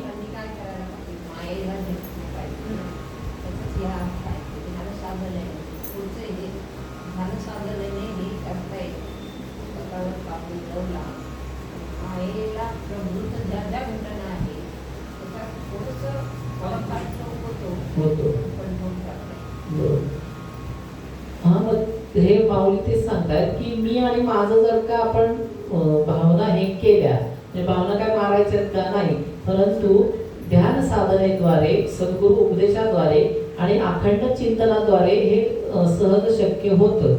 मग आपण मागचे जे सत्संग झाले त्यात एक दृष्टांत मी तुम्हाला सांगितलं होतं, तुम्हाला आठवतंय का नाही बघा, की एक माणूस पिक्चर पाहत बसला, टीव्ही पाहत बसला, माठाचा टीव्ही पाहत, सांगतो ना बरं, पिक्चर पाहत बसला टीव्हीवर आणि त्याच्यात हिरो आला आणि हिरोनी माठाची उतरंडी होती अशी 101, ती उतरंडी उडवून गाडी त्याच्यावरून नेली, सगळे माठ फुटले आणि यांनी टाळ्या वाजवल्या, वा वा वा वा. आणि नंतर काय झालं, मांजर आलं आणि त्यांनी याचा माठ फोडला उन्हाळ्याचा. मग त्याला इतकं प्रचंड दुःख झालं. मला सांगा, 100 माठ फुटणं आणि 1 माठ फुटणं, घटना तीच आहे. मग दुःख काय झालंय, टीव्हीवर माठ फुटले तर टाळ्या वाजवल्या. मग गोस्वामी मावशींना कळते की स्वतः घटना तीच झालीये. मला नीट सांगा, 100 माठ फुटले, तुम्ही टाळ्या वाजवाल, तर स्वतःच काय फुटलं तर मात्र इतकं त्याला शिव्या, त्या मांजरावर काठी घेऊन धावला तर असं तसं. असं तर टीव्हीवर काठी घेऊन धावला का नाही. मग इथं कारण आहे, नीट लक्ष द्या. इथं मी आणि माझा माठ फुटलाय, तिकडं 100 लोकांचे माठ फुटले, मला काय करायचंय, मी टाळ्या वाजवल्या. मग ही जी भावना आहे, हे जे मी आहे, ते मी केव्हा विसरेल, जेव्हा सद्गुरु शक्तीची कृपा आपल्या कानामध्ये बीज मंत्र प्रोक्षण होईल, जेव्हा पहाटे ब्राह्म मुहूर्तावर नुसतं ड्रील नाही, अखंड तृप्तीने किंवा अखंड आनंदाने, अखंड सावधान चित्ताने मी ध्यान साधना करीन आणि सतत शक्तीची, परब्रह्माची आणि सद्गुरूंची शरणागती ठेवल्यानंतर या गोष्टी आपोआप साधकाला साध्य होतील। याच्यासाठी कोणताही मनोनिग्रह करायचा नाही। आता हठयोगी खूप आहेत हिमालयात, आता पण आहेत, की ज्यांना गुरुतत्वाचं मार्गदर्शन नसतं आणि स्वयंघोषित हठयोगी हिमालयात आहेत ना, मग ते मी आणि माझं विसरत नाहीत महाराज। ते एका पायावर उभं राहून साधना करतात। चला, ओम नमः शिवाय, ओम नमः शिवाय, ओम नमः शिवाय, ओम नमः शिवाय, एक पाय तोडून साधना। मग त्याचं काय होतं रूपांतर? त्यांना प्रचंड सिद्धी प्राप्त होतात। तो पाय खाली ठेवला की दुसरी काहीतरी चमत्कार होतो, एखादं प्रेत जिवंत करू शकतो, प्रचंड सिद्धी प्राप्त होण्याचं हे आहे। परंतु ज्ञानोबा माऊलींना काय हे आहे अपेक्षित, की रिद्धी सिद्धी निधी अवघीच उपाधी, जव त्या परमानंदी मन नाही। आपल्याला सिद्धी मिळवायच्या आहेत का सिद्धीपती मिळवायचा आहे? का सिद्धी मिळवायच्या आहेत? सिद्धीला गणनाथ ब्रह्मांनी डाव्या बाजूला स्थान दिले महाराज आणि लांब स्थान दिले, कारण की व्यवहारासाठी जरी ती उपयुक्त असली तरी भक्तीमध्ये तिचा आळसर आहे आणि बुद्धिमाता ही जवळ केलेली आहे। गणनाथ ब्रह्मांनी मोरगावला सिद्धी मातेचं स्थान हे पश्चिम द्वाराला आहे डाव्या बाजूला, आणि बुद्धिमाता ही पूर्व द्वाराला आहे, धर्मद्वार, आणि हे कामद्वार आहे। पण व्यवहारामध्ये साधकाला कामद्वाराची आवश्यकता आहे, सिद्धी मातेची आवश्यकता आहे, परंतु तिच्यात न गुंतता बुद्धिमातेद्वारे गणनाथ ब्रह्माच्या ठिकाणी आपल्याला जायचंय, हा संदेश आपल्याला मयुरेश भगवंत त्यांच्या मूर्त स्वरूपातून देतात। तो साधकांनी यथायोग्य पाळला तरच मी माझे ऐसी आठवण, विसरले जयाचे अंतःकरण, पार्था तो संन्यासी जाण निरंतर। मग मला सांगा की मी आणि माझं विसरायला पाश खूप आपल्या भोवती आहे। पहिला प्रथम पाश काय आहे? देहपाश। देहपाश म्हणजे माझ्या देहाला काहीच लागलं नाही पाहिजे। हे बरोबर आहे, तुम्ही म्हणा तुम्ही काय सांगताय, मग काय आम्ही जाऊन काही धडपडू का? तसं नाही। देहपाश म्हणजे माझ्या देहाला वेगवेगळ्या पावडर लावणं, वेगवेगळे सेंट, वेगवेगळे अत्तर किंवा देहाचे अनावश्यक लाड पुरवणं म्हणजे देहपाश, किंवा उंची कपडेला सारखंच जाणं। साधकांनी अशा गोष्टी काही उपयोग नाही महाराज, त्याच्यात काही ठेवलेलं नाहीये। मला सांगा, देहपाश हा साधकाचा आपोआप साधनेद्वारे गळाला पाहिजे, तो पहिला। दुसरा गृहपाश, आपण घरात पण किती आसक्त आहोत हे त्याचं त्यांनी ठरवायचंय। म्हणजे गृहपाश म्हणजे माझ्या मुलाचं हे होऊ दे, माझ्या नातवाचं ते होऊ दे, माझ्या मुलीला मुलगा होऊ दे, माझ्या नातवाचं पत्रिका जुळू दे, माझं हे होऊ दे, माझं ते होऊ दे, गृहपाश। या गृहपाशातून देखील साधकांनी हळूहळू बाहेर यायचं आहे। पहिला पाश काय सांगितला? देहपाश, दुसरा गृहपाश, तिसरा पुत्रपाश। मुलाच्या भोवती पण प्रचंड आसक्ती असणं हे साधकाला योग्य नाही। हे का सांगतायत ज्ञानोबा माऊली, दत्तगुरु, कश्यप ऋषी किंवा मुद्गल ऋषी हे का ज्ञान देतात? की आपल्याला अंतिम ब्रह्माच्या ठिकाणी पोहोचायचं असेल तर या सर्व गोष्टी पाळणं गरजेचं आहे। चौथा पाश धनपाश। धनपाश तर फार मोठा आहे महाराज, धनपाश अवघड देखील आहे। भल्या भल्यांना धनाचा मोह सुटत नाही, कारण की मला आता कितीची एफडी करायची आहे, मला किती सोनं जमवायचं आहे, मला नावावर किती जमिनी ठेवायच्या आहेत, हे सगळं आपण प्लॅन करतो, पण त्याचा फायदा हा पुढच्यांना होतो, हा तर नुसता निघून जातो। यांनी एफडी केली, सोनं केलं, जमिनी घेतल्या, बंगले घेतले, याच्यावर शेवटी काय असतं? नॉमिनी, आणि ती नॉमिनी त्याचं हे करते। मला सांगा, बँक काय? बँकेला नश्वरता कळते, बँक फॉर्म देते तर पहिली नॉमिनी भरून घेते, तर ते नॉमिनी भरलं तरी या वेळेला कळत नाही। नॉमिनीचा कॉलम काय आहे की तुमच्या नंतर, म्हणजे हा तुम्हाला फायदा होणार आहे का? नाही। मग त्यापेक्षा तुम्ही सम्यक राहा, की तुम्ही स्वतः उपासमार करू नका, तुम्ही व्यवस्थित जे आहे तेवढं कमवायला शिका, अतिरिक्त ताण घेऊ नका, असं आपल्याला दत्तगुरु ज्ञानोबा माऊली सांगतायत। धनपाश, स्वजनपाश आणि सर्वात टॉप मोस्टचा आशापाश। आशा आहे म्हणून तर सगळं आहे. आशा मावशी नाही बरं का, आशा मावशी आपल्या ऑनलाईन असतील, आहेत ना ऑनलाईन. आशा पाश म्हणजे आपल्याला जी आशा आहे त्या आशेमुळेच सगळे हे पाश आहे. देह पाश आहे, गृह पाश आहे, पुत्र पाश आहे, धन पाश आहे, स्वजन पाश हा एक विषय राहिला. स्वजन म्हणजे आपल्या माझं कल्याण झालं म्हणून नातेवाईकाचं हो, हे काय चूक नाही भावना, पण किती आपण त्याच्यात पूर्णपणे गळून गेलेलो असू तर हे पूर्ण चूक आहे. आपलं भ्रम, आपलं लक्ष हे वारंवार आणि कंटिन्यू आत्मब्रह्माकडेच लागलं पाहिजे. त्याच्यामुळं या ज्या बाकीच्या गोष्टी आहेत किंवा तुम्ही पुत्राचं मोह ठेवलाय, गृहाचा मोह ठेवलाय, धनाचा ठेवलाय, देहाचा ठेवलाय, या स्वजनाचा ठेवलाय, या सगळ्या गोष्टी होत राहतील महाराज. मला सांगा, स्वजन पास करता करताच एखाद्याला मृत्यू आला तर तो त्याच्याच जन्माला जाणार आहे महाराज. म्हणून तर संत मंडळी, ऋषी मंडळी सावध करतायत की तुम्ही कंटिन्यू सतत अनुसंधान ठेवा, सतत नामस्मरणाची सवय आपल्या देहाला लावा. मग एकनाथी भागवतामध्ये काय आहे, आशा या शब्दावरून एकनाथ महाराज म्हणतायत, आशा अशी असते की राज्य एखाद्याला मिळालं, म्हणजे आता महाराष्ट्राचं राज्य मिळालं तर पंतप्रधान व्हायची इच्छा आहे, म्हणजे सार्वभौम राज्य पाहिजे. भारताचं मिळालं तर वैश्विक राज्य पाहिजे. अशी जी आशा वाढत जाते. एखाद्याला रोज 10 रुपये मिळतात, तो म्हणतो नाही नाही मला 100 रुपये पाहिजे. एखाद्याला 100 रुपये मिळतात, तो म्हणतो मला 1000 रुपये पाहिजे. एखाद्याला सोन्याची अंगठी करण्याची त्याच्यात कुवत आहे, पण तरी जास्त एक्स्ट्रा ड्युटी करून नाही नाही नाही मी नेकलेस करणारच, 2 वर्षात मी नेकलेस करणार. किती का भाव वाढेल सोन्याचा, त्याच्यासाठी रात्रंदिवस आम्हा युद्धाचा प्रसंग. तुम्हाला यांनी वेगळं युद्ध सांगितलं, यांना नेकलेस साठी रात्रंदिन आम्हा युद्धाचा प्रसंग. मग ही जी आशा आहे ही आशाच मानवाला किंवा साधकाला त्याच्या अध्यात्मापासून परावृत्त करत असते.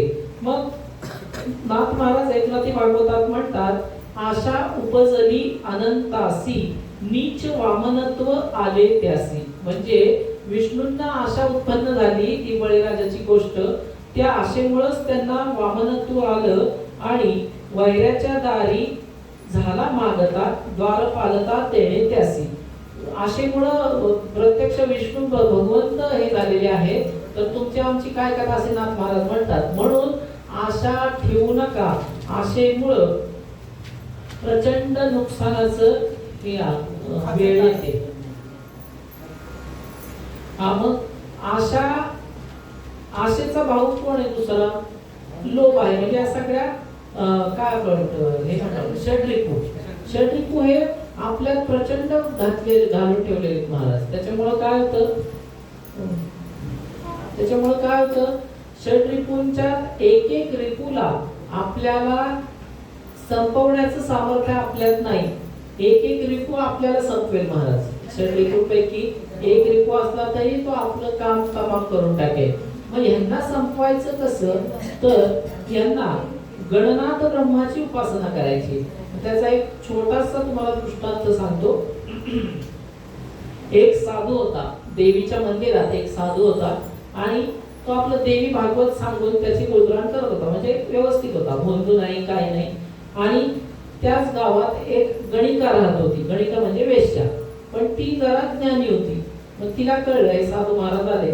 मग तिने त्यांची परीक्षा पाहायचं ठरवलं. ती दिसायला सुंदर, तिचा ती व्यवस्थित दिनक्रम करून ती भगवंताचं नाम घ्यायची आणि ती सद्गुरूंची कृपांकित होती. आणि साधूला सद्गुरू नव्हते, नीट लक्ष देऊन ऐका. तर तिने त्यांची परीक्षा घ्यायचं ठरवलं. ती त्यांच्या घरी गेली. त्यांच्या घरी गेल्याबरोबर 1-2 शिष्य होते तिथं. ते म्हणाले काय काम काढलं? ते म्हणले नाही मला दर्शन घ्यायचंय, जगदंबेचं दर्शन घ्यायचंय आणि महाराज कोण आहेत त्यांचं दर्शन घ्यायचं. मग जगदंबेचं दर्शन घेतलं. देवीचं मंदिर होतं. महाराजांची पाया पडली आणि त्यांना म्हणाली की पापाचा बाप कोण, या प्रश्नाचं फक्त मला उत्तर द्या. तिथे साधू महाराजांना काही कळलं नाही. ते म्हणजे पापाचा बाप कोण. मग त्यांनी काहीतरी आपलं थातून माथून उत्तर दिलं. त्या उत्तराने तिचं समाधान नाही झालं की पापाचा बाप कोण. मग ती म्हणाली महाराज उद्या किंवा परवा तुमच्या वेळेनुसार माझ्या घरी भोजन स्वीकाराल का? तर ते म्हटले हो ठीक आहे. त्यांना काय एवढं हे नव्हतं, त्यांना माहित नव्हतं ही गणित आहे. तर ते हो म्हणाले आणि घरी गेले. त्या ठिकाणी तिने सोन्याचं ताट असं ठेवलं होतं, त्याच्यात नोटा आणि हिरे असे ठेवले होते आणि ती त्यांना म्हणाली आज माझ्या या भक्ताच्या घरी तुम्ही जर का अन्न ग्रहण केलं तर हे मी तुम्हाला दक्षिणा अर्पण करणार. साधू महाराजांना वाटलं वा छान आहे, अन्न ग्रहण करायचे फक्त. पण तेव्हा त्यांच्या मनात आलं की हे गणिकेचं घर आहे, इथं येणं हेच मोठं चूक आहे. दुसरी गोष्ट, त्या ताटाच्या ह्यानी ते जेवायला तयार झाले, जेवायला बसले, आसन घातलं, मग ही मांडी घालून पुढे बसली आणि म्हणाली माझी एक अट आहे, पहिला घास माझ्या हाताने तुम्ही खा आणि मग तुमचं तुम्ही जेवा. तर ते साधू महाराज त्यालाही तयार झाले. एवढं ताट आणि हे मिळणार आहे म्हटल्यावर ठीक आहे. मग ती समोर बसली, पहिला घास घेतला, तो घास ताटात ठेवून एक थोबाडीत लावली साधू महाराजांना. बघा नीट थोबाडीत लावल्यावर ते म्हटले काय झालं? म्हटले अहो मी गणित आहे, मी वेश्या आहे, इथं येणं हेच मोठं पाप आहे. दुसरी गोष्ट आशाच्या हातचं खाणं हे दुसरं पाप आहे. तिसरी गोष्ट तिच्या हाताने तुम्ही घास घेताय हे तिसरं चौथं पापाला का तुम्ही तयार झाले? कारण की लोभ हा पापाचा बाप आहे. हे उत्तर तुमचं तुम्हाला मिळालं. साधू महाराजांनी तिचेच पाय धरले आणि पुढची गोष्ट इथं समाप्त झाली. म्हणजे आज आपल्याला काय कळलं, पापाचा बाप कोण हे कोणी विचारलं तर काय सांगणार? नुसतं सांगायचं नाही आपला लोभ घालवायचा आहे, आपल्याला पापाचा बाप घालवायचा आहे. आपल्यात पापाचा बाप हा प्रचंड बसलेला आहे. या सगळ्यांचेच बाप आपण घेऊन फिरतोय, म्हणून तर आपण गणना ब्रह्मचर्य पोचत नाही महाराज. हे जेव्हा बाप तुम्ही ठुकाराल तर त्यांना नेस्तनाबूत कराल ईश्वरीय चिंतनानी, तेव्हाच आपल्याला आपल्या हातून पाप घडणार नाही. कारण की पापाचा बाप लोभ, तसे प्रत्येकाच्या षड्रिपूंचे बाप आपल्या देहातच आहेत. आशा, तृष्णा, नाथ महाराजांनी त्या ह्याच्यात सांगितले, आशा तृष्णेच्या पाडोनी दरडी जाऊनी नवस महाद्वारी फेडीला. महाद्वार म्हणजे हे, या ठिकाणीच प्रत्येक संत मंडळींनी जाऊन नवस फेडलाय. नाथ महाराजांना असा नवस होता का की माझ्या त्या याचं मुंज व्हावी, माझ्या मुलाचं लग्न व्हावं, असे नवस नाही केले संतांनी. संतांनी एक गणनाथ ब्रह्माला शरण गेले आणि त्याच्यावर सर्व सोपवून दिलं. सर्व सोपवा त्याला, निरोप द्या दुःखाला. हे एक वाक्य लक्षात ठेवायचं साधकाने. सर्व सोपवण्याची कला ही देखील अवगत झाली पाहिजे. आपण काय करतो, नाही म्हणतो नाही मी सोपवलंय ईश्वरावर, नाही हे ईश्वर सद्गुरू करतील तसं आहे, आणि दुसरं खाली जाऊन फोन करतो, नाही काय रे आहे का बरं, हे आहे का, आणि तू काही फोन करू नको, काय नको, त्याचं अखंड चिंतन कर, ते बरोबर नियोजित जे आहे ते करणार आहे. प्रकृतीच्या व्यवस्थेला शरण जायला शिकायचे. मला सांगा की आपल्याला लाईट गेल्या तर आपण काय म्हणतो, अरे रे लाईट गेली. आणि संध्याकाळी सूर्य मावळला तर आपण असं म्हणतो का, अरे रे सूर्य मावळला. म्हणतं का असं कोण? कोणीच म्हणत नाही, कारण की ती प्रकृतीची व्यवस्था आहे हे माहिती आहे. मग लाईट गेल्यावर काय झालं, कारण की सूर्य मावळणं हे आपण प्रकृतीची व्यवस्था आहे हे मान्य केले. नाही पण तेच तो भाग वेगळा. ऐका मी सांगतो, सूर्य मावळल्यानंतर असं पण म्हणतं का की अरे नाही सूर्य एवढा मोठा मावळला, ते आपण किती सहजतेने देतो. त्याप्रमाणे समजा लाईट गेली तर त्याचं दुःख करू नका ना, तेव्हा लाईट जाणं ही प्रकृतीचीच व्यवस्था असेल. म्हणजे आपल्या जीवनात लाईट जाणं इन द सेन्स उदाहरण देतोय, काही घटना घडत असतील तर त्या प्रकृतीची व्यवस्था म्हणून स्वीकारा, पण हे खूप मोठं आहे महाराज.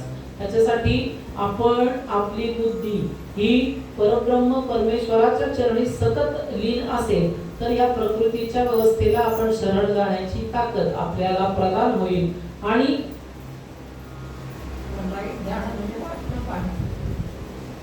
तो नाही मुद्दा सांगतो तुम्हाला. लाईट जाणं हा प्रश्न नाही. इथं लाईट अचानक गेली तर त्याचं दुःख करायचं नाहीये. म्हणजे जीवनात काही अडचण आल्या तर ही प्रकृतीचीच व्यवस्था आहे. जसं सूर्य मावळल्यानंतर दुःख करतं का कोण? कारण तुम्ही म्हणता नाही सूर्य गेला, कोण म्हणतं का संध्याकाळी नाही नाही सूर्य आता गेला आता काय करू, कारण ते आपल्याला माहिती आहे सूर्य मावळणं ही प्रकृतीची व्यवस्था आहे. मग जेव्हा साधक प्रकृतीच्या नियोजनाला शरण राहतो त्याच्यानंतर त्याच्या जीवनामध्ये गणनाथ ब्रह्म कुंडलिनी आद्याशक्ती आणि सद्गुरुनाथ लक्ष घालून त्याचं व्यवस्थित करतात. आणि हेच ज्ञान आपल्याला दत्तगीतेद्वारे कळलं, हेच ज्ञान मुद्गल ऋषींनी सांगितलं, हेच ज्ञान ज्ञानोबा माऊलींनी सांगितलं आणि हेच ज्ञान आपल्याला परमहंसांनी सांगितलेलं आहे, माताजींनी सांगितलेलं आहे. आणि असं आजच्या या ज्ञानाचा एक जरी कण आपण घरी नेला तरी आपलं हे होणार आहे महाराज. नाहीतर नुसतंच येऊन उपयोग नाही, नुसतं बसून उपयोग नाही. आपला ह्या जो आपण उपदेश येत आहे ईश्वराच्या बाबतीत आलेला उपदेश त्याच्यावर चालणं हे महत्वाचं आहे महाराज. आणि तो जो साधक चालतो त्याच्या जीवनात अखंड ज्ञानाचा झरा वाहतो आणि अखंड गुरुकृपा अखंड ईशकृपा ही त्याच्या जीवनात येते. आणि ही तुमच्या आमच्या सर्वांच्या जीवनात यावी अशी प्रार्थना करून आजच्या सत्संगाला पूर्णविराम. पुंडलिक वरदा हरी विठ्ठल श्री ज्ञानदेव पंढरीनाथ भगवान की जय. मंगलमूर्ती मोरया, प्रेमलमूर्ती मोरया, गणपती बाप्पा मोरया. कोणाला शंका आहेत का? हे सगळं प्रारब्धानुसार घडत असतं ना, प्रकृतीने प्रारब्ध. हो ना, मग प्रारब्धच आपल्याला लिहून दिलंय ना. प्रारब्ध, क्रियमाण आणि संचित याचं गाठोडं म्हणजे पत्रिका.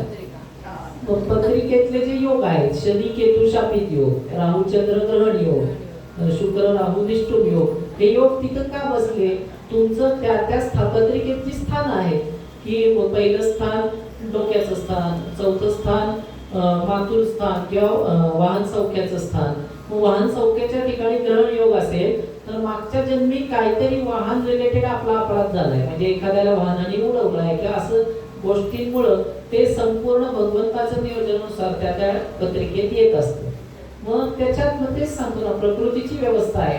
आता माझ्या पत्रिकेत ग्रहण योग येणं, माझ्या पत्रिकेत शापित योग येणं, हे काय आपण ब्रह्मदेवाला जाऊन सांगितलं का? नाही नाही नाही, माझी पत्रिका अशी बनव का, असं कोणी सांगितलंय का इथं? का सांगितलंय कवलेजींनी? मग ही जी ते सांगितलं प्रकृतीची व्यवस्था स्वीकारणं म्हणजेच निम्म अध्यात्म आहे महाराज. आपण काय करायचंय? आपल्याला काय वाटतं की माझ्या जीवनात इतकी दुःख का? अरे पण ती दुःख का हे तुला माहिती नाही. तू मागच्या जन्मी काय केलंय किंवा तू त्याला दुःखाचं नाव देतोयस, पण ईश्वराला त्याच्यातून वेगळं काहीतरी घडवायचंय. मग त्या ईश्वरीय व्यवस्थेला तू शरण राहिला तर तुला कोणताच हे येणार नाही. आणि हे ओवीचं मूळ आहे, मी आणि माझं. हे खूप डीप आहे महाराज. नुसतं मी मी मी अहंकाराचा देहपाश गृहपाश हे केव्हा सुटतील? जेव्हा हे डीप आपण चिंतन, आणि हे चिंतन स्वतःच करायचंय. हे कोणी कोणाला फोन करून सांगणार नाही किंवा उद्या पहाटे मी फोन करणार नाही प्रत्येकाला की नाही मी काल जे सत्संगात सांगितलं ते तू करतोय का, असं कोण करत नाही. का? आणखी ज्याचं त्यांनी उद्धार आपला आपण करायचा आहे आणि तो कसा ते सांगण्याची ज्ञान म्हणजे सत्संग, ते सांगण्याचं ज्ञान म्हणजे प्रवचन, ते सांगण्याचं ज्ञान म्हणजे आपलं ज्ञानेश्वरीचं पारायण नाही, ज्ञानेश्वरीचं निरूपण. त्याच्यामुळं ह्या गोष्टी प्रचंड प्रचंड प्रचंड 3 वेळा प्रचंड होते. प्रचंड दृष्टीने प्रचंड शक्तीने लक्षात ठेवून या गोष्टींवर चालत राहा, म्हणजे मग साधकाचा दिनक्रम आणि साधकाचं विजयपथ हे त्याच्याकडेच राहील. आता शंका कोणाला आहेत आध्यात्मिक? लोभ आणि मोह यात फरक आहे. लोभ आणि मोह. आता लोभ म्हणजे मोठ्या मोठ्या गोष्टींचा मोह होणे, याला लोभ म्हणतात. म्हणजे मोह आहेच ना. मोह आहेच ना, मोह रक्तातच आहे. आपलं रक्त जर का आपण तपासायला गेलो आणि डॉक्टरांनी काढलं तर ते रक्ताचं असं असं करतो आपण, त्यातला जो चिकटपणा आहे तो म्हणजे मोह आहे. आणि या मोहाचं व्यापक स्वरूप लोभ. आपलं रक्त जेवढं कमी चिकट तेवढा मोह कमी. ऑनलाईन एक शंका आहे. हां, ऑनलाईन शंका आहे, विचार. एक मिनिट, अनम्यूट करायला सांगत आहे. अनम्यूट करा, अनम्यूट. आपण करू हॅलो? शकतो. हा बोला बोला.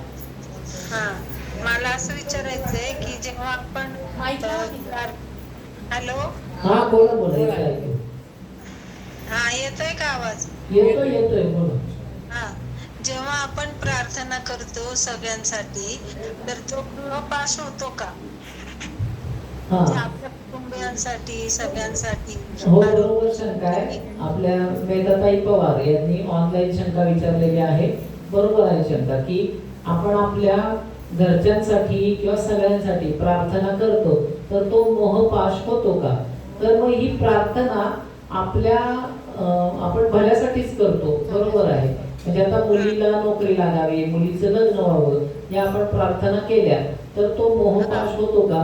मग या मोहपाश हा होतो हे उत्तर आहे. परंतु ही कर्म रात्री अर्पण झाली पाहिजे.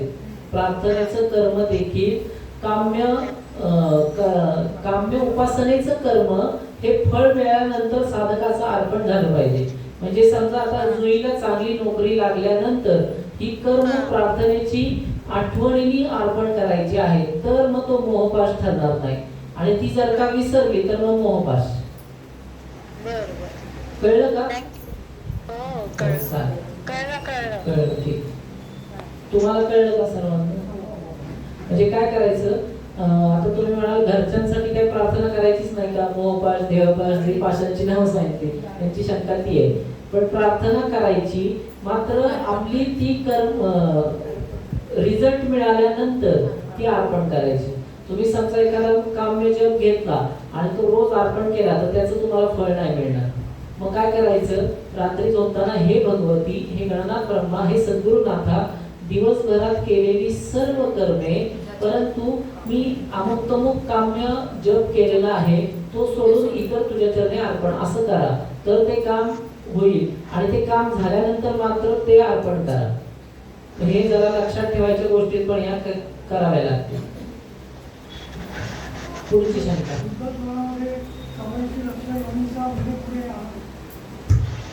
84 लक्ष योनी. मुद्गल पुराणामध्ये जेव्हा प्रथम विश्वनिर्मितीचं हे आहे त्याच्यात सांगितलेलं आहे की प्रकृती आणि पुरुष यांच्यापासून ज्या काही योनी निर्माण झाल्या ते 84 लक्ष योनी आहेत. ब्रह्मदेवांचा सृष्टी प्रारंभ असं त्याचं नाव आहे. आपल्याला काय 85 लक्ष पाहिजेत का?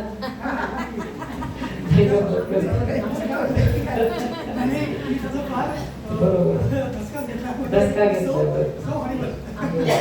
हॉरिबल आहे. बरोबर आहे. हो हो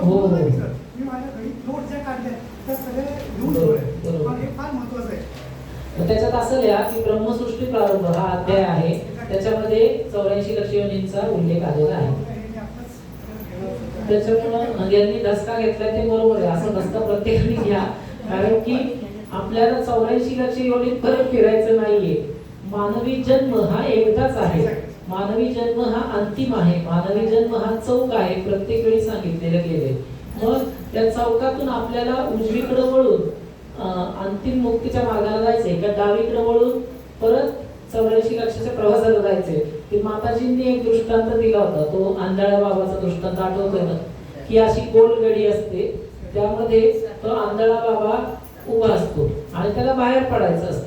मग असं गोल गोल गोल गोल फिरत येतो आणि जिथं दार आहे तिथंच त्याला नेमकी खाज सुटते काखेमध्ये. मग ते दार खाजवता ते दार जातं परत जातं.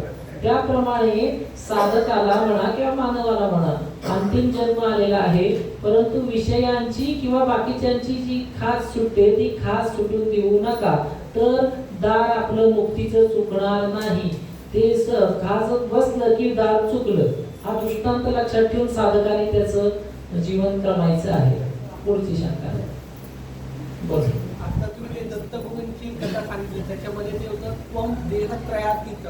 म्हणजे आपण कुठल्याही अवस्थेत जरी गेलो तरी आपल्याला माया मोह हे असणारच. जसा संत अवस्थेत आहे तर त्यांनाही मोह माया या झालेल्या आहेत. जसं आपण संत एकनाथांचंच म्हणतो की ज्यावेळेस माऊली तिकडे गेले तेव्हा मी भगवंतांना स्वयं बोलवतो आणि मला ते दिसतात. पण ज्यावेळेस ते तिथं गेले त्यावेळेस त्यांना ते दिसले नाही. माऊलींना दिसले पण त्यांना ते दिसले नाही. म्हणजे देहत्रयातीत म्हणजे काय की की देहावरती ज्याची आधिपत्य आहे ते म्हणजे आता आणि आपण तसं होऊ शकत नाही कारण आपण देहत्रयातीता म्हणजे 3 देह जे आहेत, स्थूल देह, सूक्ष्म देह, कारण देह, याच्या पलीकडची सत्ता तो देहत्रयातीता. शंका काय सांगितली? मग शंका ते अज्ञानाचा पडदा जात नाही तोपर्यंत काही नाही, पण म्हणजे जसं शंका काय? आता तुम्ही सांगितलं त्या कथेमध्ये की की सगळ्यांना माया ही सगळ्यांनाच आहे. हो, बरोबर. म्हणजे किती मोठ्या अवस्थेत गेलं तरी संतांना देखील आहे, आहे. सगळ्यांना पण आहे. फक्त एकच सांगितलं गणनाथ प्रभूंना देहत्रयातीत सांगितलं म्हणजे ते त्याच्या पलीकडचे त्यांना ते होत नाही. तिथलं माहिती आहे. दुसरं तिथं आहे. संतांना माया नसते ठीक आहे, पण संत मायेच ओलांडून आलेले. तसं हे नाही म्हणजे असं विधान चुकीचं ठरेल. संतांना माया नसते कारण की ते हा. सगळं झाल्यानंतर कसं आहे, अवघड आहे सगळा खेळ तो. हे सगळं झाल्यावरच पण ते त्यांना आवड का नसतं कारण की ते हे जे आता आपण जे सांगितलं त्याच्यात ते तंतोतंत बसलेलं असतं किंवा उपासनेद्वारे त्यांना साधलेलं असतं. मग ते दत्तगुरु स्वयं होते तर असं का म्हणते की तुम्ही कशाचा दुसऱ्यांची आराधना करता कारण ते देखील देहात्रयातीत बरोबर, नव्हते. बरोबर. म्हणूनच कारण संत देहात्रयातीत नाही. ऐका, देहात असलं तरी दत्तगुरूंना अभ्यास आला. देहास्थित व्हा. तुम्हाला आम्हाला सद्गुरू लाभले परमहंस बाळकृष्णांनी. त्यांनी अभ्यास नाही का करून घेतले अभ्यास देहाती आपण विस्तरीय देहात पण आपण श्वास रूपाने किंवा आपल्या इच्छा रूपाने देहातीत होत असतो तेव्हा ध्यानामध्ये हे ध्यान वगैरे काही ध्यान जर आपण दररोज केलं, ध्यान एक मोठा दुवा आहे आपल्याला. भगवंत आणि आपण संबंधात दुवा आहे ध्यान. ध्यान साधना ही